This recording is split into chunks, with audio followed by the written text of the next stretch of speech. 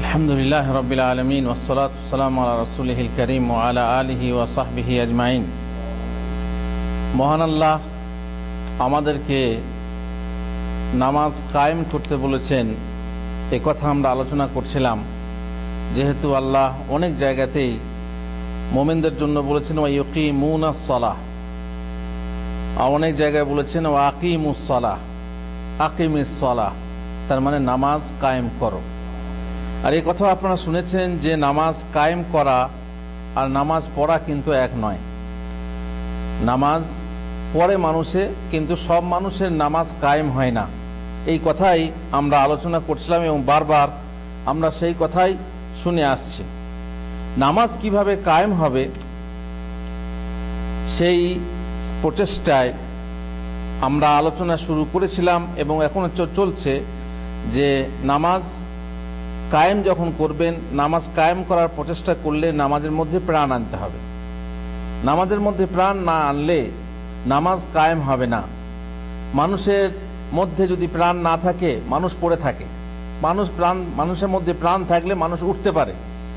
আপনার নামাজ যেন ওই রকম পড়ে থাকা নিষ্প্রাণ কোনো জিনিস না হয়, বরং তাতে প্রাণবন্ত সজীব নামাজ হয়, তার চেষ্টা আপনাকে রাখতে হবে। তার জন্য নামাজের ভিতর আপনি আপনার আত্মা ও শয়তানের বিরুদ্ধে যুদ্ধ করুন। কারণ আপনার আত্মা, আপনার মন সবসময় বাইরে যেতে চাইবে। যে মানুষের মন সবসময় ব্যস্ত থাকে, সবসময় সুখে মত্ত থাকে কিংবা দুঃখে মত্ত থাকে বা ব্যস্ত থাকে, তার মন সবসময় সেই দিকে যেতে চাইবে। আপনি আপনার মনটাকে ধরে নিয়ে নামাজের মধ্যে আবদ্ধ রাখুন। আর এই কথা আপনারা জানেন, প্রথমেই নামাজে দাঁড়িয়ে কি করতে হয়, কি বলতে হয়? প্রথমেই নামাজে দাঁড়িয়ে আল্লাহু আকবার বলতে হয়। এটার নাম কি? তাকবীরে তাহরিমা। তাকবীরে তাহরিমা মানে কি? হারাম করার তাকবীর। কি হারাম করার তাকবীর? দুনিয়ার সমস্ত কাজ কর্ম, চিন্তা, কথাবার্তা ইত্যাদি সব হারাম করে আপনি আল্লাহর সামনে দণ্ডায়মান হন। সুতরাং হারাম করার এই তাকবীর দিয়ে আপনি সমস্ত কিছুকে হারাম করে দেন এবং ভুলে যান। আর শয়তান আপনার পিছনে আসবে, আপনার পিছনে এসে আপনাকে ভ্রষ্ট করবে, আপনার নামাজটাকে নষ্ট করার চেষ্টা করবে। নামাজ নষ্ট করতে পারলে তার লাভ, তাই না? শয়তানের লাভ সেখানেই। যদি আপনার নামাজটা নষ্ট করতে পারে, শয়তানের লাভ। এই জন্য সে লড়াই করবে আপনার সঙ্গে, আপনার মনটাকে ফিরিয়ে দেওয়ার চেষ্টা করবে। আপনি মন বসালেও শয়তান কিন্তু আপনার পিছন ছাড়ে না। তাই অনেক ভুলে যাওয়ার কথা নামাজের মধ্যে মনে পড়ে। রাসূলুল্লাহ সাল্লাল্লাহু আলাইহি ওয়াসাল্লাম বলেছেন, ইজা নুদিয়া বিস-সালাতি আদবারা শাইতান ওয়া লাহু দুরাত। যখন নামাজের আজান হয় তখন শয়তান পালায়। শুধু পালায় না, পাততে পাততে পালায়। আল্লাহু আকবার যেমনি শুনবে, আল্লাহর নাম শুনে তার কি হয়? ভিতরে এমন ভয় সৃষ্টি হয় যে সে পাততে পাততে পালায়। হাত্তা লা ইয়াসমা আত-তাযিন, এত দূর পালায় যেখানে সে আজান আর শুনতে পায় না। তারপর ফাইজা কুদিয়ান নিদা, যখন আজান শেষ হয়ে যায়, আকবালা হাত্তা ইযা সুইয়া বিস-সালাত, তারপর যখন আবার ইকামত হয় তখন আবার পালায়। ইকামত শেষ হয়ে গেলে আবার চলে আসে কার কাছে? নামাজের কাছে। নামাজের কাছে এসে হাত্তা ইয়াখতুরা বাইনাল মারই ওয়া নাফসিহি, নামাজের মনের ভিতরে নানা রকম কুমন্ত্রণা, ওয়াসওয়াসা সৃষ্টি করে। তারপরে সে বলে উযকুর কাযা উযকুর কাযা, এটা স্মরণ করো, ওটা স্মরণ করো। লিমা লাম ইয়াকুন ইয়াযকুর হাত্তা ইয়াযাল্লা আর-রাজুলু লা ইয়াদরি কাম সাল্লাহ, যে জিনিস তার মনে ছিল না সেই জিনিসটাকেও শয়তান মনে করিয়ে দেয়। ভালো জিনিস আপনার মনে পড়ছিল না, নামাজের ভিতরে মনে পড়ে, এটা আপনার উপকার হয়, তাই না? কিন্তু উপকারের মাঝে আর শয়তান আপনার কত বড় ক্ষতি করে আপনি বুঝতে পারেন না। শয়তান মানুষের উপকার করে কিন্তু ক্ষতি করে। শয়তান মানুষের দুশ্মন কোনোদিন আপনার উপকার করবেন না। কোন দুশ্মন যদি আপনার উপকার করছে তাহলে জানবেন সে কোনো ক্ষতি, এর থেকে বড় ক্ষতি করছে। দুশ্মন কোনোদিন মানুষের উপকার করতে পারে না। সুতরাং শয়তান এইরকমই, এইভাবেই শয়তানের সঙ্গে লড়াই করতে হবে। উসমান বিন আবুল আস নবী সাল্লাল্লাহু আলাইহি সাল্লামের কাছে এলেন, দিয়ে বললেন, ইয়া রাসূলুল্লাহ ইন্না শাইতানা কাদ হালা বাইনি ওয়া বাইনা সালাতি, শয়তান আমার মাঝে এবং আমার নামাজের মাঝে অন্তরাল সৃষ্টি করে, নানা বাধা সৃষ্টি করে। তারপরে আমার কিরাতেও ভুল করে দেয়, কেরাত পড়ছি, কেরাত পড়তে পড়তে ভুল হয়ে যায়, এখন আমি কি করি? রাসূলুল্লাহ সাল্লাল্লাহু আলাইহি ওয়াসাল্লাম বললেন, যাকা শাইতানুন ইউকালু লাহু খিনজাব, এই হচ্ছে শয়তান, যে শয়তানের নাম হচ্ছে খিনজাব। এই শয়তানের নাম খিনজাব। ফাইজা আহসাসতাহু ফাতাআওয়াজ বিল্লাহি মিনহু, সুতরাং যখন তুমি তোমার মনের ভিতরে এই শ্রেণীর কুমন্ত্রণা, শয়তানের ওয়াসওয়াসা, দুনিয়ার কোনো চিন্তা, কোনো কুচিন্তা আপনার মনের ভিতরে আসবে, তখন তুমি কি করো? তাআওয়াজ বিল্লাহি মিনহু, আউযু বিল্লাহি মিনাশ শাইতানির রাজিম পড়ো, আল্লাহর কাছে পানাহ চাও। ওয়াতফুল আন ইয়াসারিকা সালাসান, আর বাঁ দিকে হালকা করে 3 বার থুতু মেরে নাও। সাহাবী বলছেন, ফাআলতু যালিকা ফাআযহাবাহুল্লাহু আন্নী, আমি এই আমল করতে লাগলাম, আল্লাহ তাআলা আমার মধ্য থেকে শয়তানি ওয়াসওয়াসা দূর করে দিলেন। সুতরাং নামাজে দাঁড়িয়ে আপনার দৃষ্টিকে ঠিক সিজদার জায়গায় নিবদ্ধ রাখুন। নামাজ পড়ছেন, নামাজ পড়ার সময়ে দাঁড়াবেন, আপনার দৃষ্টি চোখ খুলে রাখা নামাজ পড়া ভালো না বন্ধ করে নামাজ পড়া ভালো? খুলে রাখা, খুলে রেখে সুন্নত হলো খুলে রেখে নামাজ পড়বেন, আর বন্ধ করে নামাজ পড়া সুন্নত নয়। কিন্তু যদি সামনে এমন কোন জিনিস থাকে যাতে আপনার কি হয়, ডিস্টার্ব হয়, অথবা কেরাত যদি চোখ বন্ধ করে পড়েন তাহলে ভুলবেন না, চোখ খুলে পড়লে পরে এদিক সেদিক তাকালে বুঝতেই পাচ্ছেন, হ্যাঁ আপনার কেরাতে ভুল হবে। তখন যদি চোখ বন্ধ করে পড়েন তাহলে সমস্যা নেই, ক্ষতি হবে না। কিন্তু সুন্নত হলো চোখ খুলে নামাজ পড়বেন, চোখ খুলে নামাজ পড়বেন। চোখের দৃষ্টিটা কোথায় থাকবে? ঠিক সিজদার জায়গায়, যেখানে আপনার কপালটা গিয়ে মাটিতে ঠেকবে, সেই জায়গাতে আপনার দৃষ্টিকে নিবদ্ধ রাখবেন তাশাহুদে। আর যখন তাশাহুদে বসবেন, তখন যখন রুকুতে যাবেন তখন কোথায় থাকবে? না, রুকুতে যখন যাবেন তখন আপনার দৃষ্টি কোথায় থাকবে? সিজদার জায়গাতেই। আর সিজদায় যখন যাবেন তখন তো দৃষ্টি ওইখানেই থাকবে। সিজদা থেকে যখন উঠে বসবেন তখন আপনার দৃষ্টি কোথায় থাকবে? সিজদার জায়গাতে। তারপরে যখন তাশাহুদের জন্য বসবেন তখন আপনার দৃষ্টি কোথায় থাকবে? এই আঙ্গুলের দিকে, এই আঙ্গুলের দিকে থাকবে। আর আঙ্গুলটা আপনি এইভাবে রাখতে হয়, তাই না? আঙ্গুলটা এইভাবে রাখতে হয়, হয় এইভাবে আর না হয় এইভাবে, সমস্ত আঙ্গুল বন্ধ করে, অথবা এইভাবে গোলাকার বানিয়ে মধ্যমা এবং বৃদ্ধা আঙ্গুলের মধ্যে গোলাকার বানিয়ে এইভাবে রাখতে হয়, এইভাবে খারাপ হবে। তারপর যখনই দোয়া আসে, দোয়ার সময় কি বলতে হয়? এইভাবে হালকা করে তুলতে হয়, আসসালামু আলাইকা আইয়ুহান নবী, আসসালামু আলাইনা, আল্লাহুম্মা সাল্লি আলা মুহাম্মদ, আল্লাহুম্মা বারিক আলা মুহাম্মদ, আল্লাহুম্মা ইন্নী যালামতু নাফসি যুলমান কাসীরান, রব্বানা আতিনা ফিদ দুনিয়া, রব্বানা যালামনা আনফুসানা। এইভাবে আঙ্গুল একটু একটু হালকা করে হিলাতে হয়। রাসূলুল্লাহ সাল্লাল্লাহু আলাইহি ওয়াসাল্লাম কানা ইউহাররিকুহা ওয়া ইয়াদউ বিহা, হিলিয়ে দোয়া করতেন। আর এই যে ইশারা করে থাকা, এটা কিসের দিকে ইশারা? তাওহীদ, আল্লাহ এক, সেই দিকে ইশারা। সুতরাং তাশাহুদে আপনার দৃষ্টি থাকবে এই আঙ্গুলের উপর, এতে আপনার মন সজাগ ও সতর্ক থাকবে। আর এ ব্যাপারে হাদিস আছে যে রাসূল সাল্লাল্লাহু আলাইহি ওয়াসাল্লাম ওখানে দৃষ্টি রাখতেন এবং হিলিয়ে দোয়া করতেন। আচ্ছা, আর এই আঙ্গুল যখন হিলানো হয়, বলা হয়েছে যে শয়তানের জন্য এটা লোহার দণ্ড, লোহার ডান্ডা থেকেও বেশি আঘাতময়, মানে তাকে আঘাত লাগে, এইভাবে হিলালে আঘাত লাগে। আর এটা করলে মানুষ নামাজের মধ্যে বেশি মন রাখতে পারে। হ্যাঁ, আর খবরদার উপর দিকে নজর তুলবেন না, উপর দিকে তাকাবেন না। ওপরে মসজিদে বিভিন্ন ডেকোর, ওই যে লাইটের দিকে তাকাবেন না। নতুন ভাবে এসেছেন, লাইট লাগানো আছে, তারপরে ওই যে আপনার মাইক্রোফোন আছে, ওটার দিকে তাকাবেন, তা কিন্তু চলবে না। উপর দিকে তাকাবেন না, কারণ উপর দিকে তাকালে অনেক মসজিদে দেখবেন লেখা আছে, এখানে সামনে ওই কি বলে আপনার মেহরাবের উপরে লেখা আছে ও আন্নাল মাসাজিদা লিল্লাহি, কিংবা লা ইলাহা ইল্লাল্লাহ, কিংবা অন্য কোনো কোরআনের আয়াত। এটা লেখা নেই কিছু, কিন্তু অনেক মসজিদে লেখা আছে। তো আপনি নামাজ পড়তে পড়তে উপর দিকে তাকালেন, কিংবা সামনে ঘড়ি আছে, সেই ঘড়ির দিকে তাকিয়ে আছেন, কিংবা কোনো লেখা আছে সেই লেখার দিকে তাকিয়ে আছেন, না, খবরদার না, উপর দিকে নজর তুলবেন না। রাসূলুল্লাহ সাল্লাল্লাহু আলাইহি ওয়াসাল্লাম নামাজ পড়তে পড়তে আকাশের দিকে দৃষ্টি করতে, দৃষ্টি তাকাতে বা দৃষ্টি ফেলতে নিষেধ করেছেন, দৃষ্টি তুলতে নিষেধ করেছেন। মা বালু আকওয়ামিন ইয়ারফাউনা আবসারহুম ইলাস সামাই ফি সালাতিহিম লা ইয়ানতাহুন্না আন যালিক আও লা তুখতাফান্না আবসারহুম। লোকেদের কি হয়েছে যে উপর দিকে আকাশের দিকে মুখ তোলে, তারা ফিরে আসুক, বিরত হোক, না হয় তাদের দৃষ্টি ছিনিয়ে নেওয়া হবে। যদি উপর দিকে তাকানো বন্ধ না করে, তাহলে আল্লাহ তাআলা হয়তো তাদের দৃষ্টি ছিনিয়ে নেবেন, কানা করে দেবেন, অন্ধ করে দেবেন। সুতরাং এ ব্যাপারে সতর্ক হওয়া দরকার। তারপর এদিক সেদিক তাকাবেন না। হয়তো ডাইনে কেউ আসছে, বাঁয়ে কেউ আসছে, এদিকে কেউ যাচ্ছে, ওদিকে কেউ যাচ্ছে। বিশেষ করে হারামে যখন নামাজ পড়েন তখন অবস্থাটা কি হয়, সেখানে ভিড় ভাড় সবসময়। তো হয়তো ডাইনে কেউ যাচ্ছে, বাঁয়ে কেউ যাচ্ছে, এ রং দেখছেন, ও রং দেখছেন, তখন এদিকে হয় ঘুরে তাকাচ্ছেন, না হয় আর চোখে, চোরা চাহনিতেও তাকানো যাবে না, তাই না? আর চোখে এভাবে দেখছেন, তার মানেই হচ্ছে দৃষ্টির সাথে আপনার মনটা চুরি হচ্ছে। খবরদার, আর চোখেও আপনি এদিক ওদিক দেখবেন না, কারণ এই দৃষ্টি আকর্ষণ চুরি করা শয়তানের কাজ। আপনার দৃষ্টিকে আকর্ষণ করে কে? শয়তান। পাশ থেকে আকর্ষণ করে আপনার নামাজটাকে চুরি করে। আয়েশা রাদিয়াল্লাহু তাআলা বলছেন, সাআলতু রাসূলুল্লাহ সাল্লাল্লাহু আলাইহি ওয়াসাল্লাম আনিল ইলতিফাতি আও ইলতিফাতির রাজুলি ফি সালাত আও ফি সালাতে। আমি রাসূলুল্লাহ সাল্লাল্লাহু আলাইহি ওয়াসাল্লামকে জিজ্ঞেস করলাম যে লোকেরা চোরা চাহনিতে এদিক সেদিক করে বাঁকা চাহনিতে দেখে, এটা কি?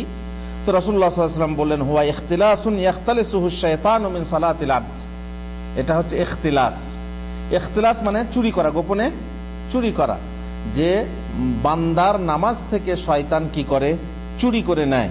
বান্দার এদিক ওদিক চেহারা ফিরিয়ে দিলে আল্লাহ তার আর সেই নামাজের প্রতি ভ্রুক্ষেপ করেন না। আপনি জানেন, যতক্ষণ আপনি একাগ্রতার সাথে, আন্তরিকতার সাথে নামাজে মন রাখবেন, ততক্ষণ আল্লাহ আপনার নামাজে আগ্রহ রাখবেন।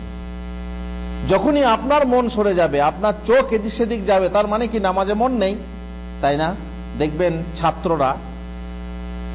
এই ছাত্ররা কি আপনারাই সামনে বসে আছেন, আমার কথা যাকে শুনতে ভালো লাগবে না, সে কখনো ঘাড় চুলকাবে, কখনো মাথা চুলকাবে, কখনো মোবাইল নিয়ে খেলা করবে, কখনো নাক খুঁটবে, কখনো এদিক তাকাবে, কখনো ওদিক তাকাবে, ভাববে কখন শেষ করে। হয় না এরকম?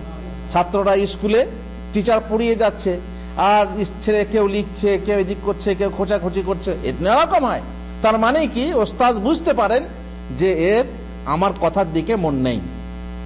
আর যখন আমি বুঝবো যে আপনি আমার কথা শুনছেন না, আপনার কথা ভালো লাগছে না, তখন আমি কি করব? আমার মনেও বিরক্তি সৃষ্টি হবে, আমিও তখন এদিক সেদিক বলে পার করবো। যদি পার করার ব্যাপারটা হয়, আল্লাহ তাআলার ব্যাপার আলাদা। আল্লাহ তাআলা যখন দেখবেন যে আপনি নামাজ পড়ছেন, নামাজ পড়তে পড়তে আপনার একাগ্রতা শেষ হয়ে গেছে, আপনি অন্যদিকে চেহারা ফেরাচ্ছেন, অন্যদিকে মুখ ফেরাচ্ছেন, অন্যদিকে দৃষ্টি ফেরাচ্ছেন, অন্যদিকে মন দৌড়ে যাচ্ছে, তখন আল্লাহ তাআলাও খালাস।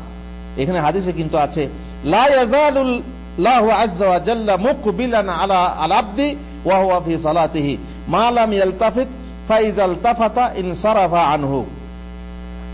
তার মানে যতক্ষণ পর্যন্ত আল্লাহ তাআলা বান্দার নামাজের প্রতি বিশেষ আগ্রহী হন, যতক্ষণ সে তার নামাজে এদিক ওদিক না তাকায়। বান্দার এদিক ওদিক চেহারা ফিরিয়ে দিলে আল্লাহ তাআলা আর সে নামাজের প্রতি ভ্রুক্ষেপ করেন না। কি নামাজ পড়ছো? যে নামাজের প্রাণ নেই, সে নামাজ নিয়ে আল্লাহ তাআলা খুশ হন না, সন্তুষ্ট হন না। আপনি নামাজে দাঁড়াবার আগে আপনার সম্মুখ হতে সেই সমস্ত জিনিসকে দূরে সরিয়ে দেন যা আপনার নজর কেড়ে নেবে, মনোযোগ ছিনিয়ে নেবে, খেয়াল আকর্ষণ করবে, একাগ্রতা নষ্ট করবে বলে আশঙ্কা করেন। আপনার সামনে যা কিছু আছে সম্ভব হলে সেগুলোকে সরিয়ে দেন। এখন মসজিদে নকশা করা থাকে, সেটা তো সরাতে পারেন না, কিন্তু যদি বাসায় পড়েন কিংবা মসজিদে যদি সরানো সম্ভব হয়, তাহলে আপনি সরিয়ে দেন। যেমন সামনে হয়তো কোনো পর্দা আছে, যে পর্দায় ছবি আছে, সামনে কোনো ছবি টাঙানো আছে, সেগুলো নামাজের সময় আপনার কি হবে? ডিস্টার্ব হবে।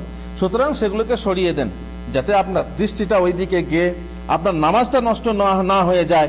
রাসূলুল্লাহ সাল্লাল্লাহু আলাইহি ওয়াসাল্লাম বলছেন, ফাইন্নাহু লা ইয়ামবাগি ইয়াকুনা ফিল বাইতি শাইউন ইলহিল মুসাল্লিন।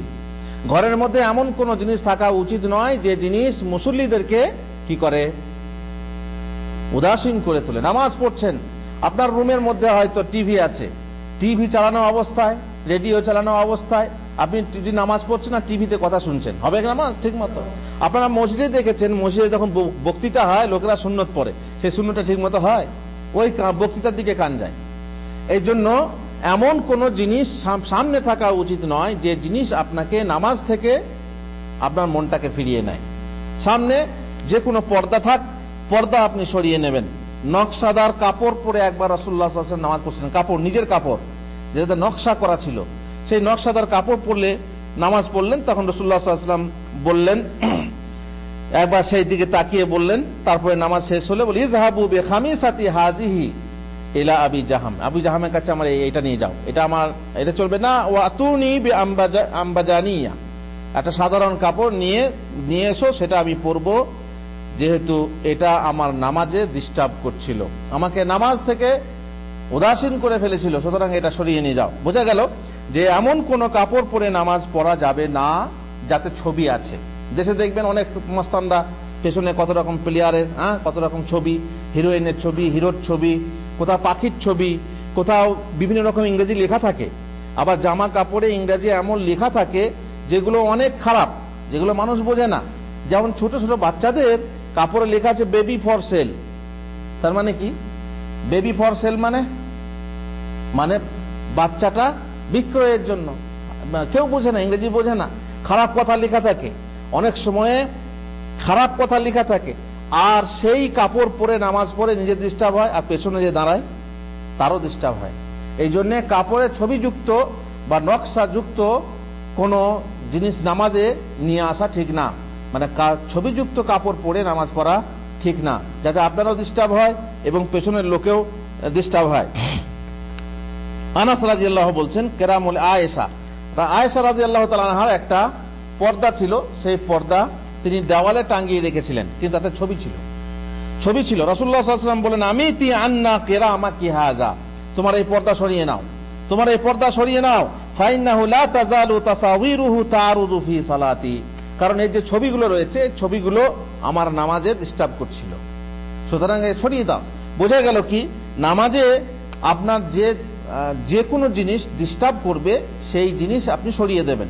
একবার দেশে গেলাম, দেশে গিয়ে সৌদি আরব থেকে একজন মুসাল্লা নিয়ে গেছে, মাদানী সাহেব মুসাল্লা বিছিয়ে হুজুরকে নামাজ পড়তে দিয়েছেন। দেশের ইমাম সে তো কোনোদিন সৌদি আরব দেখেওনি, এত চকচকে মুসাল্লাটা, তিনি মুসাল্লাটাকে উল্টে দিয়ে নামাজ পড়ছেন। তো ইনি বলছেন, কেন আমরা সৌদি আরবে নামাজ পড়ি, আপনি পড়বেন না কেন? বলছে, ভাই আমার এটা ডিস্টার্ব হচ্ছে, আমি এই জন্যই পড়ছি না। আর সৌদি আরবে দেখছেন আমাদের নকশাওয়ালা মুসাল্লা, দেখছেন কেমন সুন্দর, এই যে মুসাল্লা, এই যে বিছানো আছে, এত সুন্দর করে বিছানো আছে, যেগুলো যদি কোনো নতুন লোক আসে তো প্রথমে ওই ফুলগুলো তাকিয়ে দেখবি, এ তো মোটামুটি ভালোই আছে, কিন্তু জামে মসজিদে দেখেছেন কি সুন্দর, সুন্দর করে ফুল করা আছে। আর মসজিদে নববীতে দেখেছেন উপরে কি সুন্দর ফুল করা আছে, দেখেছেন? এখন যদি প্রথম কেউ আসে নামাজ পড়তে, সে যদি উপরের দিকে তাকিয়ে থাকে, তার নামাজের অবস্থা কি হবে? এই জন্য যদি কেউ তার নামাজে ডিস্টার্ব বোধ করে, তাহলে ওই শ্রেণীর মুসাল্লায় দাঁড়িয়ে নামাজ পড়বে না। আমি গেলাম, আমাকে বলছে কি জায়েজ নয়, ফতোয়া দেন। আমার ফতোয়া তো এইটাই যে সামনে যে যার ডিস্টার্ব হবে, যে জিনিস ডিস্টার্ব করবে, সেই জিনিস সামনে রেখে নামাজ পড়া ঠিক না। ওনার ডিস্টার্ব হচ্ছে, উনি উল্টিয়ে বিছিয়ে নামাজ পড়ছেন, সমস্যা নেই, তোমার হয় না, তুমি তুমি সৌদি আরবে থাকো, তোমার ডিস্টার্ব হয় না, সুতরাং তুমি বিছিয়ে নামাজ পড়ো। কিন্তু যার ডিস্টার্ব হবে তাকে সরিয়ে পড়তে হবে। নামাজের পূর্বে আপনি আপনার প্রস্রাব পায়খানার কাজ সেরে নিন। নামাজে দাঁড়াবার আগে যদি পেশাবের চাপ থাকে, পায়খানার চাপ থাকে, তাহলে সেরে নিয়ে তারপরে উজু করে আপনি নামাজে আসুন। নচেত চাপ নিয়ে দাঁড়ালে পরে বুঝতেই পাচ্ছেন এতে নামাজে মন বসবে না, কারণ ওই দিকেই আপনার মন পড়ে থাকবে। আর অনেকেই উজু করতে বকিলি করে, তাই না? আসরের সময় উজু করে, ঠান্ডার দিনে বিশেষ করে আসরের সময় উজু করে এসা পর্যন্ত চালায়। কেন? মাঝখানে ঠান্ডা পানিতে উজু করতে হবে, কষ্ট হবে, এই টিপে ধরে একদম এসা পর্যন্ত চালায়। কিন্তু এসার নামাজে যখন পড়ে তখন তার অবস্থা খারাপ, তাই না? অবস্থা খারাপ হয়। এই জন্য হাদিসে আছে যে তোমরা যখন নামাজ পড়তে দাঁড়াবে তখন পরিষ্কার পরিচ্ছন্ন হয়ে, পেশাব পায়খানা থেকে মুক্ত হয়ে, মনকে ফ্রি করে নামাজ পড়তেছে। না হয় তোমার ওই চাপের দিকেই মন পড়ে থাকবে, নামাজটা সারাক্ষণ তোমার ওই চাপের দিকে থাকবে যে কখন শেষ হবে, গিয়ে আমি পেশাব পায়খানা করব। এতে তাড়াহুড়ো করে নামাজ শেষ করতে হয়, নামাজে অন্যমনস্কতা আছে। অনুরূপ যদি পেটে খিদে থাকে আর খাবার রেডি থাকে, তাহলে আগে নামাজ পড়বেন না আগে খাবার খাবেন? আগে খাবার খাবেন। কেন? যেহেতু খাবার আপনার রেডি আছে, সেখানে যদি পোলাও হয় আর যদি সুগন্ধ আসতে থাকে নাকে, আর পেটে খিদে থাকে, আল্লাহু আকবার, কখন নামাজ শেষ করব, কখন খাবো, কখন নামাজ শেষ করব, কখন খাবো, এই তো নামাজটাই আপনার নষ্ট করে ফেলবে। এই জন্য আগে বাবা তুমি এক কাজ করো, তুমি আগে খাও, ফাবদাউ বিল আশা, আগে খাও তারপর নামাজ পড়তে যাও। হুজুর যদি জামাত ছুটে যায় তবুও আপনার জন্য ওজর, যে আপনি আগে খাবেন তারপরে মসজিদে যাবেন, তাতেও যদি জামাত ছুটে যায় তো আপনার গুনাহ হবে না। নামাজ যেহেতু আপনার খিদেটাকে আগে মিটিয়ে নেন, চাহিদা যখন আগে নামাজের তুলনায় খাবারের দিকে থাকবে তখন নামাজে মন বসবে না। সুতরাং চাহিদাটা মিটিয়ে নাও, খাবারের চাহিদা, খিদের চাহিদা মিটিয়ে নিয়ে তারপরে নামাজে যাও, যাতে নামাজে মন বসে এবং নামাজটাকে ঠিক মতো পড়া হয়। রাসূলুল্লাহ সাল্লাল্লাহু আলাইহি সাল্লাম বলছেন, লা সালাতা বিহাদরাতি তাআম ওয়ালা ওয়া হুয়া ইউদাফিউল আখবাসান। খাবার সামনে রেডি হয়ে গেলে, খসানো খাবার, আমাদের বাংলাতে বলে যে কি বলে, কাঁচা কাপড় আর বাড়া ভাত ছেড়ে যেতে হয় না। কাঁচা কাপড় আর বাড়া ভাত, বাড়া ভাত মানে খসানো ভাত আর কি, হ্যাঁ, খেয়ে নিতে হয়, এটা রাখতে হয় না। সুতরাং খসানো যদি হয়ে যায়, আপনি বাড়িতে এলেন, আপনার স্ত্রী বলছে গো ভাত খেয়ে নাও, ওদিকে আজান হয়ে গেছে, বলছে এখন ভাত দিয়ে দিলে আজান হয়ে গেছে, বলছে খেয়ে নাও নাহলে ঠান্ডা হয়ে যাবে।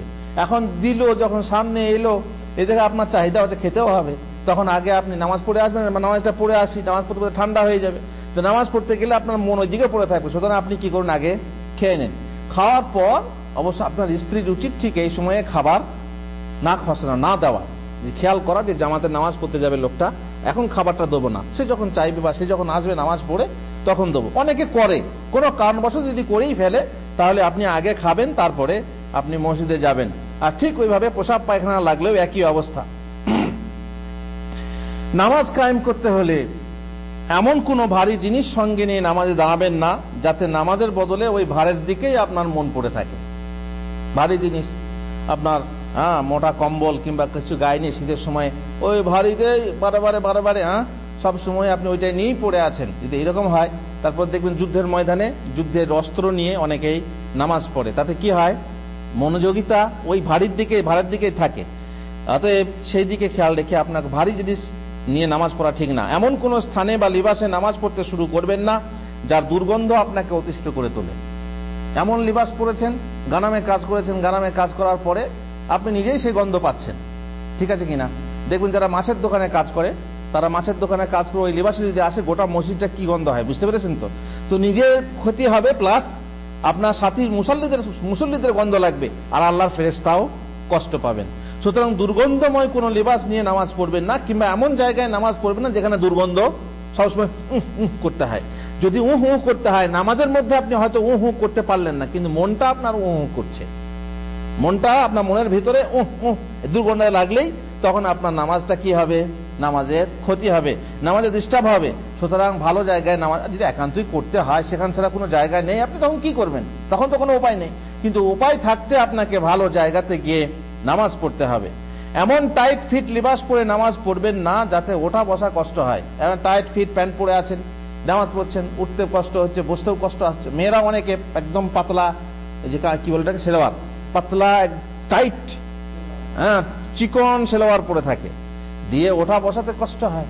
এমন যদি হয় তাহলে নামাজে ওই দিকেই এই কথা ফট করে শব্দ হলো। তারপরে আপনার গল্প বলেছিলাম ঈদের দিনে, যে 3 বন্ধুতে নামাজ পড়তে গেছে, তারপরে প্যান্ট টাইট করে প্যান্ট সেলাই করেছে। প্রথম বন্ধু বলছে দর্জিকে বললাম প্যান্টটা হালকা করে সেলাই করতে, এ তো টাইট করে দিয়েছে, পট করে একটা সুতো কেটে গেছে, তখন এই কথা বলছে। দ্বিতীয় বন্ধু বলছে এই নামাজ পড়তে পড়তে কথা বলতে হয় না। তখন তৃতীয় বন্ধু বলছে এই তুই তো বললি। কার নামাজ হলো, কার নামাজ হলো না? 3 জনেরই নামাজ বাতিল হয়ে গেল।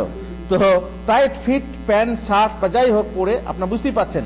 তাছাড়া টাইট ফিট পরলে পরে, মানে টাইট পরেন তো অনেক সময় দেখবেন সিজদা করতে গিয়ে প্যান্টটা নিচে নেমে গেছে আর শার্টটা বা টি শার্টটা উপরে উঠে গেছে, দিয়ে মাঝখানে একটা জায়গা বেরিয়ে যায়, তাই না? এই জায়গাটা, যে জায়গাটা ঢাকা ওয়াজিব নামাজের মধ্যে, ঢাকা নামাজের মধ্যে এবং বাইরেও, নাভির নিচের অংশ থেকে হাঁটু পর্যন্ত ঢাকা ওয়াজিব কি না? এখন আপনার ওয়াজিব ছুটে গেল, ওয়াজিব ছুটে গেলে নামাজ থাকবে না থাকবে না? নামাজ বাতিল হয়ে যাবে। সুতরাং টাইট ফিট পরে আপনি খবরদার নামাজ পড়বেন না। ঢিলে ঢালা লেবাস পরে আপনি নামাজে দাঁড়ালে আপনার নামাজে মন বসবে। বেপর্দা মহিলারা যখন নামাজ পড়ে, পর্দা করে না কিন্তু নামাজ পড়ে। পর্দা ফরজ না গরজ? পর্দা ফরজ, নামাজও ফরজ। তবে হ্যাঁ, পর্দাটা নামাজের মতো নয়। নামাজ পড়ছে সে মহিলা নামাজি, কিন্তু পর্দা করে না। এবারে নামাজ পড়ার সময়ে তাকে কি করতে হয়? গায়ে কাপড় দিয়ে বা ওই রকম ঢাকা দিয়ে নামাজ পড়তে হয়। শুধু শাড়ি পরে নামাজ হবে? শুধু শাড়ি পরে আপনার পেট পিঠ বেরিয়ে যাবে, হাতের বাজু বেরিয়ে যাবে, নামাজ হবে না, চুল বেরিয়ে নামাজ হবে না। এই জন্য শাড়ির উপরে, সালোয়ার কামিজের উপরে বা ম্যাক্সির উপরে কি করতে হবে? ঢালাও চাদর নিয়ে নামাজ পড়তে হবে, যাতে শরীরের কোনো অংশ নামাজ পড়তে পড়তে বেরিয়ে না যায়। আর যদি বেরিয়ে যায় তো নামাজ কি হয়ে যাবে? বাতিল হয়ে যাবে। এই জন্য অনেক মহিলা আছে বেশ ঢেকে ঢুকে নামাজ পড়ে, কিন্তু সে পর্দা বিবি নয়। আর পর্দা বিবি যখন নয়, তখন ওই পর্দা ওইটুকু সময়ে 3-4 মিনিট কি 5 মিনিট পর্দা করে থাকতে তাকে প্রচন্ড গরম লাগে। দেখবেন অনেক মেয়ে যদি বোরকাওয়ালি মেয়ে দেখে তো বলবে, বাবারে তুমি এটা কি করে পড়ে আছো গরমের দিনে, আমাকে গরম লাগছে। ও পড়ে আছে আর ওকে গরম লাগে কেন? তার অভ্যেস নেই বলি। অভ্যেস না থাকলে ওকে গরম লাগে। তাকে বলুন যে কুল নারু জাহান্নামা আশাদ্দু হাররা, জাহান্নামের আগুন হচ্ছে বেশি গরম। পর্দা না করে জাহান্নামে যেতে হবে। তো জাহান্নামের আগুন তুমি সইবে কি করে? এখন যদি দুনিয়ার গরম সইতে না পারো, তাহলে আখিরাতে জাহান্নামের আগুন কি করে সইবে? সুতরাং মহিলাদের উচিত নামাজি হওয়ার সাথে সাথে পর্দানসীন হওয়া, নামাজি হওয়ার সাথে সাথে পর্দানসীন হওয়া। পর্দানসীন হতে না শিখলে, আপনার বাড়িতে থাকলে পরে সেখানে বা স্বামীর আত্মীয় স্বজনরা আছে যাদেরকে আপনার শরীর আপনি দেখান, আপনার মাথার চুল আপনি দেখান, নামাজের সময় ঢাকেন, এটা কোন দিন, কোন শরিয়ত? সুতরাং নামাজি হওয়ার সাথে সাথে আপনাকে পর্দানসীন হওয়া উচিত, যাতে করে আপনি গরমের অভ্যস্ত হন। আর নামাজ পড়তে গিয়ে যখন চাদর গায়ে নেবেন কিংবা বোরকা ধরনের কিছু নেবেন, যাতে গরম না লাগে আর নামাজ পড়তে মন ছটফটকে না করে। মহিলাদেরকে বলবো, তখন স্বাভাবিকভাবে তাদেরকে গরম লাগে, এতে নামাজে মন বসে না, এবং যত তাড়াতাড়ি শেষ করে চাদর খুলতে পায় সেই চেষ্টা করে, তারা যেন তা না করে। সুতরাং নামাজি হওয়ার সাথে সাথে হে মহিলা, আপনি পর্দানসীন হতে চেষ্টা করুন। যেমন উজু করার পর মেকআপ করলে যাতে আবার নামাজের আগে উজু ভেঙে গিয়ে পুনরায় উজুতে তা নষ্ট হয়ে না যায়, তার জন্য তাড়াতাড়ি নামাজ শেষ করা, এবং মাথার চুল বেঁধে বা চুলে ফুল গুঁজে নামাজ পড়তে পড়তে চুলের ও ফুলের পারিপাট্য নষ্ট হওয়ার আশঙ্কায় বারবার অন্যার প্রতি খেয়াল করাও নামাজের অমনোযোগিতার কারণ। এখন মহিলা নামাজ পড়ছে, ফুল গাঁথা আছে, দেশে তো ফুল ফিতে অনেক রকম বাঁধে, এই ফুলটা যাতে নষ্ট না হয়, চুলের বাঁধনি আছে, চুলের বাঁধনটা যাতে নষ্ট না হয়, তার জন্য ওড়নাটাকে হালকা, যেমন আমাদের এখানকে দেশের ওড়না, এই দেশের এটা কি করতে হয়? খেয়াল করতে হয়, এই ভাঁজটা যেন মাঝখানে থাকে, এটা যেন সাইডে না হয়ে যায়, এরকম নানা খেয়াল করতে হয়। এই জন্য উঠে তারপরে এরকম ওইরকম, কেউ ঘড়ি নিয়ে খেলা করে, কেউ যারা মাস্তান ছেলে যাদের চুল ভালো আছে, নামাজ পড়তে গিয়ে সিজদায় চুলটা কি হয়ে যায়, একটু এলোমেলো হয়ে গেলে সিজদা থেকে উঠেই তখন চুলটাকে নামাজের ভিতরেই সোজা করতে লাগে। তো এতে কি হয়? নামাজের ডিস্টার্ব হয়, নামাজের ক্ষতি হয়। এটা যেন না করতে হয়। অমনোযোগিতা আসে নামাজে, সেরকম কোনো কাজ করা চলবে না।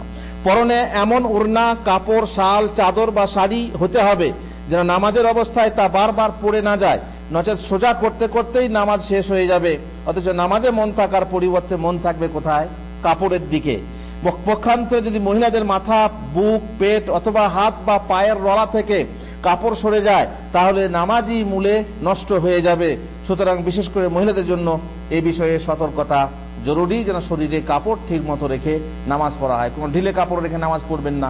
এমন কাপড় পরে আছেন যে কাপড়ের বোতাম হচ্ছে হালকা, এবারে অনেক সময় যেখানে সিঁড়ি থেকে উঠলে না হালকা আপনার পড়ে যাচ্ছে, তখন আবার তুলে নেই হবে।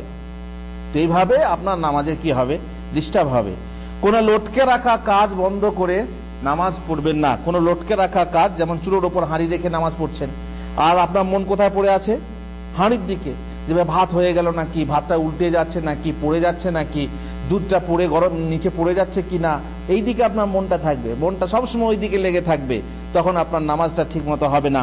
এই অবস্থায় নামাজে মন না থেকে মন থাকবে ওই চুলোর হাঁড়ির উপরে, পাছে উল্টে না যায়, পাছে পুড়ে না যায়, ইত্যাদি ইত্যাদি। সুতরাং লটকে রাখা কোনো কাজ রেখে আপনি নামাজ পড়বেন না। কাজ শেষ করে আপনি নামাজ পড়ুন। সম্ভব হলে এমন স্থানে নামাজ পড়ুন যেখানে খুব গরম আপনাকে অতিষ্ঠ করবে না, খুব গরম লাগবে না এবং খুব শীতও লাগবে না। সেটা সম্ভব যদি আপনার বাড়িতে এসি থাকে তবেই। যেমন মাশাআল্লাহ আমরা এসিতে বসে এখানে কি করছি, এখানে কথা শুনছি, এখানে না ঠান্ডা লাগবে আর না গরম লাগবে। ঠান্ডা লাগলে গরম এসি চালিয়ে দেন, আর গরম লাগলে ঠান্ডা এসি চালিয়ে দেন। সুতরাং এখানে সম্ভব, কিন্তু যেখানে সম্ভব নয় সেখানে আপনি কি করবেন? বাধ্য হয়ে পড়তে হবে। কিন্তু বেশি গরম বা বেশি শীতের সময় যখন আপনি নামাজ পড়বেন, তখন কি হবে এটা খেয়াল রাখতে হবে, যাতে করে ওই গরমের জন্য বা ঠান্ডার জন্য আপনার নামাজটাই নষ্ট না হয়ে যায়। অনুরূপ যে স্থানে হই হুল্লোড় বেশি হয় চেঁচামেচি বা গন্ডগোল বেশি হয়, ছেলেরা খেলা করছে, আপনি সেখানে নামাজ পড়েন না, অন্য রুমে গিয়ে নামাজ পড়েন। যদি এখানেই নামাজ পড়তে বাধ্য হন সেটা আলাদা, কিন্তু হই হুল্লোড় যেখানে, চিল্লাচিল্লি যেখানে, যেখানে রেডিও বন্ধ করা যায় না, যেখানে টিভি বন্ধ করা যায় না, সেখানে আপনি নামাজ পড়বেন না। কারণ আপনার কান থাকবে ওই রেডিওর দিকে, টিভির দিকে, ছেলেদের চেঁচামেচির দিকে। কেউ পড়াশোনা করছে, ছেলেরা, আমাদের দেশে ছেলেরা চিল্লিয়ে চিল্লিয়ে পড়া করে, তাই না? চিল্লিয়ে পড়ে, কেউ মুখস্থ করছে, কেউ কোরআন পড়ছে, সেখানে আপনি এইভাবে নামাজ পড়বেন না। হাদিসে আছে যে তোমরা কোরআন জোরে জোরে পড়বে না। মসজিদে এলে কোরআন জোরে জোরে পড়তে হয় না, হয় না? পড়তে হয় না। কেন? কারণ কোরআন পড়তে গিয়েও অপরে ডিস্টার্ব হয়, সে অন্য কিছু পড়ছে, তার ডিস্টার্ব হবে। এই জন্য আছে, হাদিসে আছে ওয়ালা ইয়াজহারু বা'দুকুম আলা বা'দিন আল কোরআন, যেন এক অপরের সাথে কোরআন জোরে জোরে না পড়ে, কোরআন গুনগুন করে নিজে মনে মনে পড়তে হবে, যাতে করে অপরের ডিস্টার্ব না হয়। তো এমন জায়গাতে আপনি নামাজ পড়বেন না যাতে করে যেখানে ডিস্টার্ব, যেখানে ছেলে চিৎকার হচ্ছে। আপনার সামনে কোনো ঘুমন্ত ব্যক্তি থাকলে, কিংবা এমন লোক যে সামনে কথা বলছে, সেখানে নামাজ পড়বেন না। ঘুমন্ত ব্যক্তি থাকলে মানে, ঘুমন্ত আল্লাহ রাসূল সাল্লাল্লাহু আলাইহি ওয়াসাল্লাম মা আয়েশা শুয়ে থাকতেন, তো সমস্যা কি? সমস্যা হলো যদি মনে করুন বাচ্চা ছেলে কিংবা এমন লোক যে ঘুমের ঘোরে আপনি নামাজ পড়ছেন, যে জায়গায় সেজদা দেবেন আপনি সেজদা দিয়ে আছেন, আর আপনি পাশ ফিরতে গিয়ে পাটাকে আপনার ঘাড়ে চাপিয়ে দেবে, তাহলে অবস্থাটা কি হবে? এরকম হতে পারে না, পারে না? এই জন্য ঘুমন্ত ব্যক্তি হয়তো বা সে পাশ ফিরতে গেল, আপনার তার কাপড় সরে গেল, আর আপনি নামাজ পড়ছেন, তার কাপড় সরে গেলে বুঝতেই পারছেন আপনার ডিস্টার্ব হবে। তো এই জন্য ঘুমন্ত ব্যক্তির পিছনে নামাজ পড়বেন না। আর এমন লোক যে কথা বলছে, মোবাইলে কথা বলছে, টেলিফোনে কথা বলছে, কিংবা দুই বন্ধুতে কথা বলছে, তার পেছনেও নামাজ পড়বেন না, কারণ তাতে ডিস্টার্ব হবে। রাসূলুল্লাহ সাল্লাল্লাহু আলাইহি ওয়াসাল্লাম বলছেন, লা তুসাল্লু খালফান নাইমি ওয়ালাল মুতাহাদ্দিস, যে ঘুমন্ত ব্যক্তি তার পেছনে নামাজ পড়বে না, এবং যে কথা বলছে তার পেছনে নামাজ পড়বে না। নামাজের সময় ঘুম এলে যথাসম্ভব তা দূর করে নামাজ পড়ুন, নচেত মন যে আপনাকে ফাঁকি দেবে তা বলাই বাহুল্য। যেহেতু ঘুম যখন চলে আসে তখন ফরজ নামাজ হলে তো উপায় নেই, পড়তেই হবে। কিন্তু তাহাজ্জুদ নামাজে, বিশেষ করে নফল নামাজ, তাহাজ্জুদ নামাজ পড়তে উঠেছেন, ঘুম আসছে, পড়তে কেরাত পড়ছেন আর ঘুম চলে আসছে, এই অবস্থাতে আপনি খবরদার নামাজ পড়বেন না। কারণ নেশা, ওই যে আগে বলেছিলাম যে নেশা অবস্থায় নামাজ পড়া যাবে না।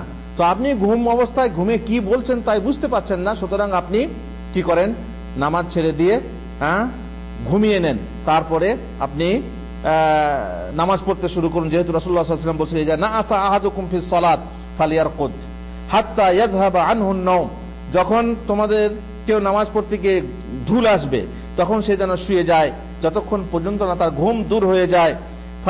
ফাইন্না আহাদাকুম ইযা সাল্লা ওয়া হুয়া নাইসুন লাআল্লাহু ইয়াযহাবু ইস্তাগফির ফায়াসুব্বু নাফসা, কারণ ঢুলতে ঢুলতে নামাজ পড়লে সে হয়তো আল্লাহর কাছে ক্ষমা চাইতে গিয়ে নিজেকেই গালি দিয়ে বসবে।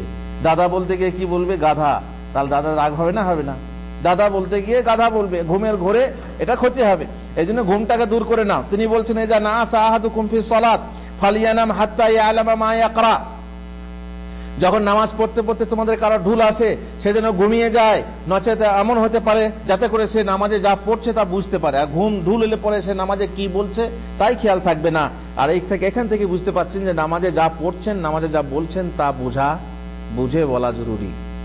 বারবার বলা হচ্ছে যে নামাজে যা বলছেন মোটামুটি তার অর্থ জেনে নেবেন, আর জেনে নামাজ পড়াই হচ্ছে বুদ্ধিমানের কাজ এবং মুমিনের কাজ, যাতে করে আপনি আল্লাহর সঙ্গে যা বলছেন তা বুঝতে পারেন। আর অবশ্যই এমন ঘুম ঘুমাবেন না যাতে করে ফজরের নামাজটাই চলে যায়। ওই যে বললেন আল্লাহ রাসূল যে তাহাজ্জুদ পড়তে উঠেছে, ঘুম আসছে, তো ঘুমিয়ে নাও, দিয়ে ঘুমিয়ে নিতে গেলেন, তারপরে আল্লাহ রাসূলের হাদিস মানতে গিয়ে আর একটা হাদিস কি হলো, ফজরের নামাজটাই গুল হয়ে গেল। এমন হতে হবে না। অনেক মানুষ আছে যারা রাত জাগে, তারপরে ফজরের নামাজটা আর নষ্ট করেন, ভাবে এখন উঠবো, ফজরের নামাজ পড়তে যাব, তারপরে এসে শোবো, আর ঘুম হবে না, 7টার সময় আবার উঠতে হবে, ডিউটি আছে, তার মানে ফজরের নামাজটাই দে, আল্লাহর হকটা যাক, সমস্যা নেই, কিন্তু আমার হক বজায় থাকে, আমার ঘুমটা হোক। এমন লোক আছে না, নেই? তো এইরকম যেন না হয়, আল্লাহর বান্দা হতে গিয়ে তাহাজ্জুদ পড়তে গিয়ে জাগলেন, তারপরে ফজরের নামাজটাই গুল করে দিলেন, সারা রাত জলসা শুনলেন, ফজরের নামাজটাই গুল করে দিলেন, সারা রাত শবে বরাতের নামাজ পড়লেন, ফজরের নামাজটাই গুল করে দিলেন, হ্যাঁ, সারা রাত জিকির করলেন, সারা রাত তেলাওয়াত করলেন, সবে কি বলে এটাকে আপনার সবের কোরআন পড়লেন, ওটাকে কি বলে, যেটা না, যেটা রাতে সারা রাত কোরআন পড়া হয়, সবিনা পাঠ করলেন সারা রাত, সবিনা পাঠ করার তারপরে ফজরের নামাজে ঘুমিয়ে গেলেন, ফজরের নামাজটা জামাতে পড়তে পারলেন না, তাহলে কি হলো? এটা কি হলো? এটা সে তাই হলো যে আপনি আপনার যে জায়গা ঢাকা দরকার লুঙ্গি খুলে মাথায় নিলেন, তাই না? লুঙ্গি খুলে মাথায় পাগড়ি বানালেন। যে জায়গায় ঢাকা জরুরি সেই জায়গাটা খুলে নিয়ে মাথায় রাখলেন।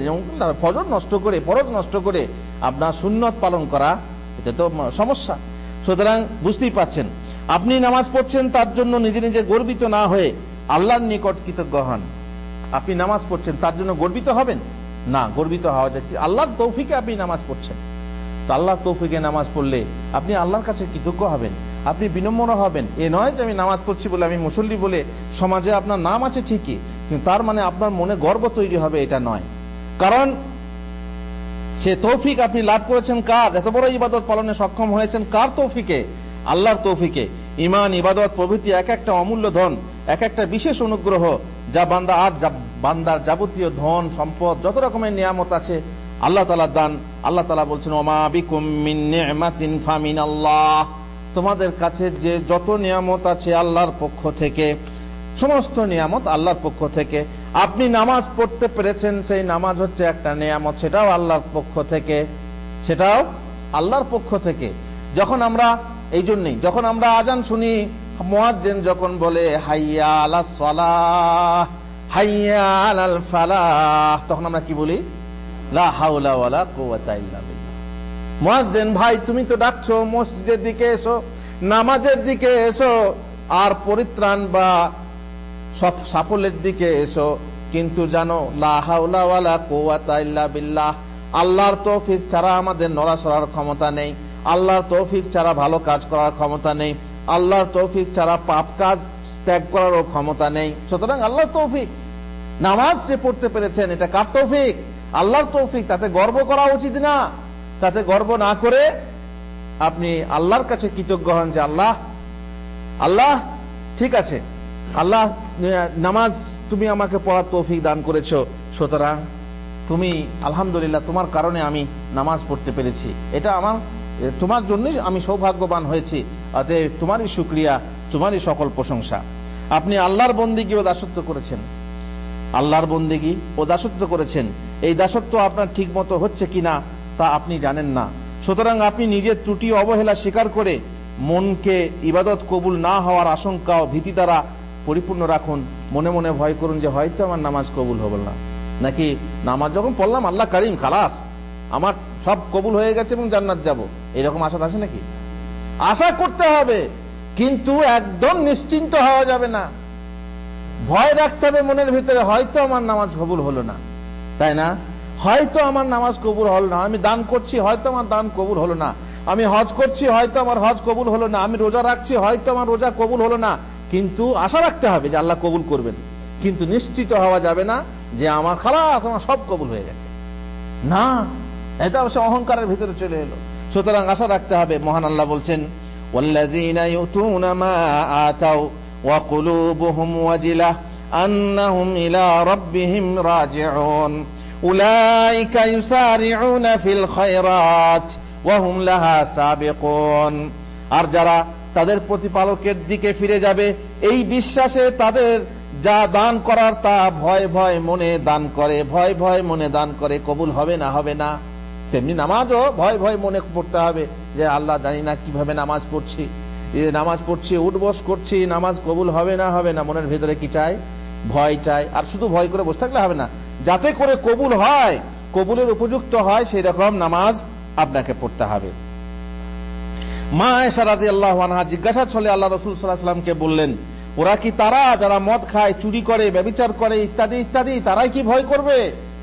রাসূলুল্লাহ সাল্লাল্লাহু আলাইহি ওয়াসাল্লাম বললেন, লা ইয়া বিনতা সিদ্দিক ওয়ালাকিন্নাহুমুল্লাযীনা ইয়াসুমুনা ওয়া ইউসাল্লুনা ওয়া ইয়াতাসাদ্দাকুন ওয়া হুম ইয়াখাফুনা আন লা ইউকবালা মিনহুম উলাইকাল্লাযীনা ইউসারিউনা ফিল খায়রাত।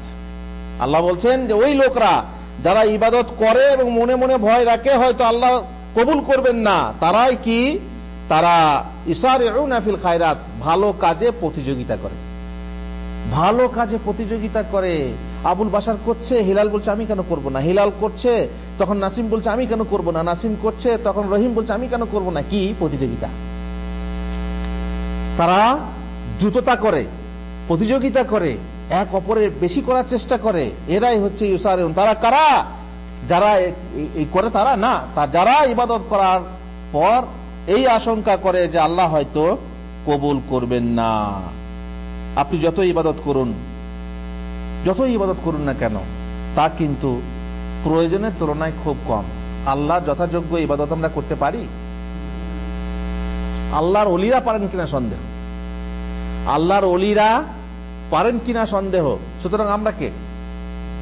সুতরাং যতই আমরা করি, আল্লাহর ইবাদত আমরা ঠিক মতো করতে পারি না। আর এটাও জেনে রাখবেন যে আমরা যে ইবাদত করি সেই ইবাদত কিন্তু জান্নাতের মূল্য নয়, হবে না। না না, কোথায়?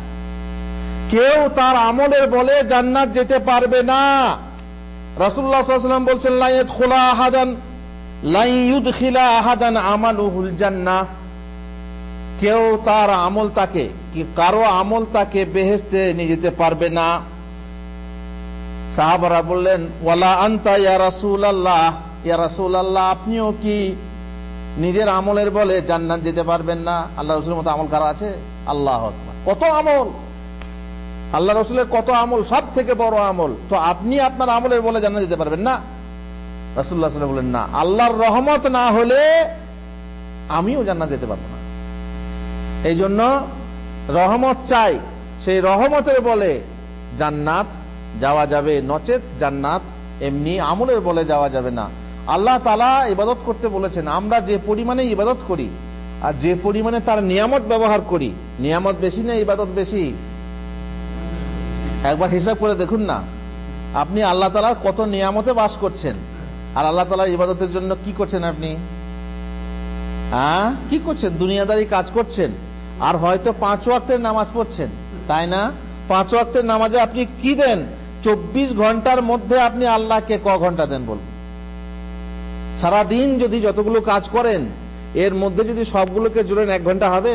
5 ওয়াক্তের নামাজ 1 ঘন্টা হবে? কোন মানুষ করতে পারে, কোরআন তেলাওয়াত করছে কিংবা যে কাজ দুনিয়ার জন্য করছে, সে তাতে নিয়ত ঠিক রাখলে পরে সেটা ইবাদত হবে।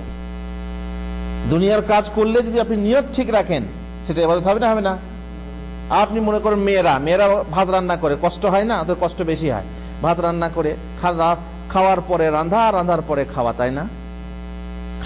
রান্ধার পরে খাওয়া আর খাওয়ার পরে রান্ধা, সারা জীবনটা এমনি করেই বাঁধা মেয়েদের, তাদের কষ্ট হয়। তো কষ্ট না করে তাদের কি করতে হবে? নেকির আশা করতে হবে। প্রত্যেক কাজের পেছনে নেকি পাওয়া যায়, নেকির আশা করলে নেকি পাওয়া যায়। কি নিয়ত করতে হবে? যে আমি রান্না করছি, আমার স্বামী খাবে, আমার সন্তানরা খাবে, আল্লাহর ইবাদত করবে, তারা আল্লাহর তাসবিহ করবে, আল্লাহর জন্য নামাজ পড়বে, আমার জন্য দোয়া করবে। এই যে একটা সওয়াবের আশা যদি করে, খালাস, তার কি হয়ে যাবে? ইবাদত হবে। যারা রাস্তা সাফ করার কাজ করেন, রাস্তা সাফ করার কাজ 500-700 রিয়াল বেতনের বিনিময়ে করেন, তাই না? তারা যদি বেতন তো পাবেনই, কিন্তু খালি নিয়তটা যদি করেন যে আমি রাস্তা সাফ করছি মুসলমানদের জন্য, যাতে মুসলমানরা কষ্ট না পায়, মানুষের কষ্ট না পায়, তো তা সওয়াব হবে না? হবে না? হ্যাঁ। ইমানের শাখা কয়টা? 70-এর অধিক। সব থেকে বড় শাখার নাম কি? লা ইলাহা ইল্লাল্লাহ। আর সব থেকে ছোট শাখা? রাস্তা থেকে কষ্টদায়ক বস্তু সরিয়ে দেওয়া। ইমানের শাখা। আপনি নিজে কাজ করছেন, কিসের জন্য কাজ করছেন? নিজে টাকা পয়সা কামাবার জন্য, কিন্তু নিয়ত কি? যে আমি ইমানের একটা শাখা পালন করছি। আপনার সওয়াব হবে। কার মতো হবে জানেন? মুসার মায়ের মতো। মুসার মা নিজের সন্তানকে দুধ পান করিয়েছেন, উপরন্তু ফেরাউনের কাছ থেকে পারিশ্রমিক পেয়েছেন, তাই না? নিজের ছেলেকে দুধ পান করিয়েছেন। ওই যে কারো দুধ খেলেন না মুসা, তারপরে শেষকালে তার বোন বলল আমি এক মহিলার কথা জানি, তার দুধ খাবে। এসব আল্লাহর পক্ষ থেকে। তো নিজের ছেলেকে দুধ পান করিয়েও ফেরাউনের কাছ থেকে পারিশ্রমিক পেয়েছেন। তেমনি আপনি নিজের কাজ করতে গিয়ে আল্লাহর কাছ থেকে কি পাবেন? বদলা পাবেন। যখনই আপনি চাষ করছেন, চাষের মাধ্যমে কত বান্দা খাবে, আল্লাহ আমার সওয়াব দেবে। যারা ব্যবসা করছে, ব্যবসার মাধ্যমেও মানুষের উপকার করছি, সেরকম নিয়ত রাখলে তাতে সওয়াব হবে। এইভাবে দুনিয়ার কাজকেও ইবাদতে পরিণত করা যায়। সুতরাং প্রত্যেক কাজের মধ্যে যতই আপনি কাজ করুন, যতই আপনি, কিন্তু আল্লাহর নিয়ামতের তুলনায় কি ইবাদত হচ্ছে খুবই কম। আপনি যদি বলেন আমি নিজের ইবাদতের বিনিময়ে বেহেশতে যাব, হবে না।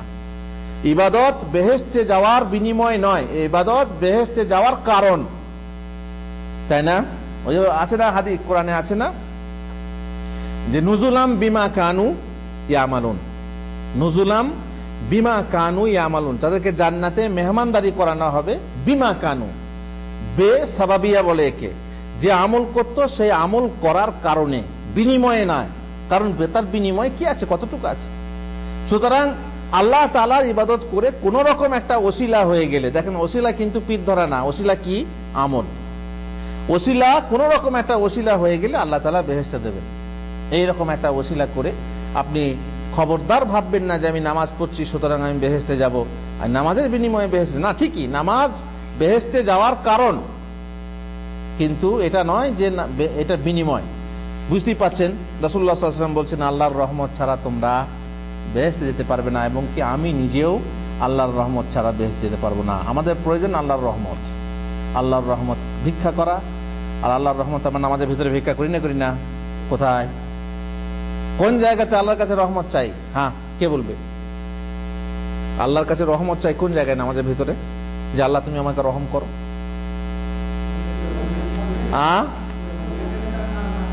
দুই সেজদার মাঝখানে যে দোয়া আমরা পড়ি, রুজি যেখানে চাই, রুজি বলেছিলাম না, রুজি চাওয়া আল্লাহর কাছে। রুজি, আপনার রুজির দরকার, আপনি নামাজের ভিতরে চান, কোথায় চাইবেন? আল্লাহুম্মা গফিরলি ওয়ারহামনি, আল্লাহ রহম করো, ওয়াহদিনি, আমাকে হেদায়েত করো, ওয়াজবুরনি, আমাকে সংশোধন করো, ওয়ারফানি, আমাকে উঁচু করো। সব দোয়া এখানে রুজিদার মাঝে আছে। ওয়ারজুকনি, আমাকে রুজি দাও। আল্লাহ, নামাজের ভিতরে রহম চাওয়া হয়, রুজি চাওয়া হয়, হেদায়েত চাওয়া হয়, আর উন্নতি চাওয়া হয়। সুতরাং এই নামাজকে অবহেলা করা, অবজ্ঞা করা মোটেই উচিত না। প্রত্যেক মানুষের উচিত এই নামাজকে সুন্দর করতে, নামাজকে সজীব করতে, নামাজকে প্রাণবন্ত করতে, নামাজকে জীবন্ত করতে সচেষ্ট হওয়া। মৃত নামাজ নিয়ে আল্লাহর সামনে দাঁড়াতে পারবেন না, জীবন্ত নামাজ চাই। সুতরাং নামাজ আপনাকে সেইভাবে পড়তে হবে। আবার শেষকালে ইবনুল কাইম জৌজির একটা কথা বলে আমাদের এই দর্শ শেষ করব। সেটা হলো এই, বলছেন, হে সেই নামাজি যে তার দেহ নিয়ে নামাজে দণ্ডায়মান অথচ তার হৃদয় অনুপস্থিত। যেটুকু বন্দেগী তুমি করেছো তা তো বেহেশতের মোহর হওয়ার জন্য যথেষ্ট নয়। যেটুকু বন্দেগী করেছো, বেহেশতের দাম হওয়া তো দূরের কথা, বেহেশতের মোহর হওয়াও দূরের কথা। কি বলে, বেহেশতের মোহর করা যাবে না। আপনি যদি বেহেশতের হুড়ি চান, হুড়ি কিনতে পারবেন? বেহেশতের হুড় কিনতে পারবেন? হুড় তো কিনা দূরের কথা, বেহেশতি হুড়ের মাথায় একটা সবুজ রঙের ওড়না থাকবে, সবুজ রঙের ওড়না থাকবে, স্বর্ণ, তারপরে মনে মুক্তা খচিত ওড়না থাকবে। সেই ওড়না যদি বলেন আল্লাহ আমি এই ওড়নাটা কিনতে চাই, তো দুনিয়ার বুকে যত সম্পদ আছে, পেট্রোল, সোনা, রূপা, লোহা, তামা, চাঁদি, যত রকমের আছে, ডায়মন্ড, হিরে যা আছে, সব বিক্রি করে দিয়েও একখানা ওড়নার দাম পারবেন না আপনি কিনতে। বুঝতে পারলেন তো? মোহর বলা যাবে যে ভাই যেটুকু রাজি হওয়া, মোহর তো অল্প হয়, তাই না? এক জোড়া জুতো দিলেও মোহর হয়ে যায়, কোরআন শিখিয়ে দিলেও মোহর হয়ে যায়। সুতরাং জান্নাতে হুড়ি পেতে হলে তার যে আপনি দাম বা করবেন সেটা নয়, পারবেন না আপনি। উনি বলছেন যে তুমি যেটুকু ইবাদত করেছো, যেটুকু বন্দিগি করছো, তা বেহেশতের মোহর হওয়ার জন্য যথেষ্ট নয়, বেহেশতের মূল্য হওয়া তো দূরের কথা। একবার একটি ইঁদুর একটা উট দেখে তাকে পছন্দ করলো মানে ভালো লাগলো, উটকে ভালো লাগলো। কি বলে, ইঁদুরকে ভালো লাগলো, কাকে? উটকে পছন্দ করলো, দিয়ে বলে দিল আই লাভ ইউ। যেমন লাল ফুল দিয়ে বলে ছেলে মেয়েরা। ইঁদুর বলল কাকে? উটকে, যে আই লাভ ইউ, আমি তোমাকে ভালোবাসি, আমি তোমাকে বন্ধু করতে চাই। সে তার লাগাম ধরে টান দিলে উটটি তার অনুসরণ করতে লাগলো। তার মানে সম্মতি হয়ে গেল আর কি, ঠিক আছে ভালোবাসো, আমিও ভালোবাসি। দিয়ে লাগাম ধরে টান দিয়েছে, আর উটটা ইঁদুরের পেছনে পেছনে যাচ্ছে। অতঃপর যখন ইঁদুর নিজের ঘরের দরজায় এলো, তখন থমকে দাঁড়িয়ে উট যেন তার ভাব জিভে বলতে লাগলো, প্রেম করতে হলে তুমি প্রেমিকের জন্য এমন ঘর প্রস্তুত করো যা তোমার প্রেমিকের জন্য উপযুক্ত। তোমার ঘর তো ওই সরুর মতো ওই জায়গাটা, তুমি ঢুকবে, কিন্তু আমি যাব কোথায়? আমার সঙ্গে প্রেম করবে তো আমাকে রাখবে কোথায়? হ্যাঁ, এমন ঘর তৈরি করো যা তোমার প্রেমিকের জন্য উপযুক্ত, অথবা এমন প্রেমিক নির্বাচন করো যা তোমার ঘরের উপযুক্ত। তুমি ইঁদুর, তোমার ইঁদুরের মতো ইঁদুরের সাথে প্রেম করো, তাহলে পরে সে তোমার ঘরে ঢুকতে পারবে। ইঁদুর হয়ে উটের সঙ্গে প্রেম হয় না, বামুন হয়ে চাঁদে হাত বাড়ানো যায় না, চাঁদে কোনোদিন পৌঁছানো যায় না। এই উদাহরণ থেকে তুমি শিক্ষা নাও, হে নামাজি, এই উদাহরণ থেকে তুমি শিক্ষা নাও, আর এমন নামাজ পড়ো যা তোমার সেই বিশাল পরাক্রমশালী মাবুদের জন্য উপযুক্ত, নচেত এমন না মাবুদ দেখো যে তোমার নামাজের উপযুক্ত। নামাজ যেমন সেরকম মাবুদ হোক। তো নামাজ আপনি পড়ছেন কার জন্য? বিশাল মাবুদের জন্য, আল্লাহু আকবারের জন্য। সেই আকবারের জন্য যদি সামান্য যৎসামান্য নামাজ আপনি পড়তে আসছেন, তাও ঠকাঠক, যেন পায়ে স্প্রিং লাগানো আছে, হ্যাঁ, হাতে স্প্রিং লাগানো আছে, পিঠ সোজা হয় না, হ্যাঁ, সোজা হয়ে দাঁড়ানো যায় না, তাহলে সেই নামাজ আর কি হবে? উপযুক্ত নামাজ পড়ো। বুঝতেই পাচ্ছেন যে এই সকল উপদেশ যদি লোকে মেনে চলে, তাহলে ইনশাআল্লাহ নামাজের রূহ আসবে, নামাজ প্রতিষ্ঠা হবে, নামাজ কায়েম হবে। যে তিনটে দর্শে আমরা উপদেশগুলো বললাম, এই সমস্ত উপদেশ মানলে পরে নামাজ কায়েম হবে ইনশাআল্লাহ। আল্লাহ তাআলা আমাদেরকে তৌফিক দেন যেন আমরা নামাজ ঠিক মতো পড়তে পারি।